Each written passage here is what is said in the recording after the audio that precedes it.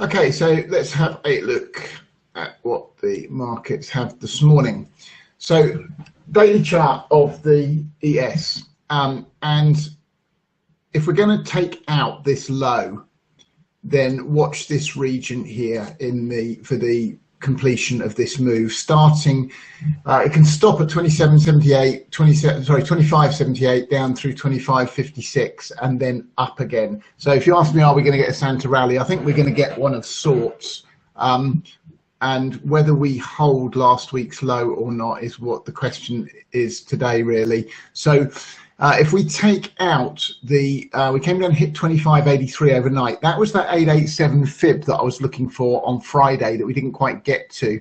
Sorry, the low we've just seen here at 96.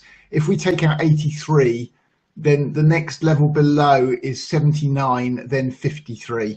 And at the moment it could do either, to be honest with you. So again, same policy as we've had most of last week or last few weeks. Let the market settle early on and then look for a pattern and set up and trade that.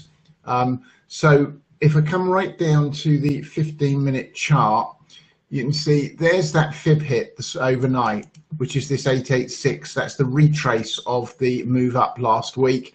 We've got what was starting to look promising off it, but we've retraced the whole thing in its entirety since in the futures. So absolutely no edge either way right now. And so if it comes down another level, then you've got to watch the 25.83, which is the last week's low. Below there, 76, and then 25.50 to 55 area for a low.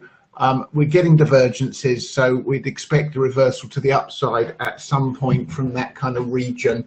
Then it's a question of as what, and we won't know that till we see the price pattern and strength of the move up and what resistance levels it either stops at or takes out.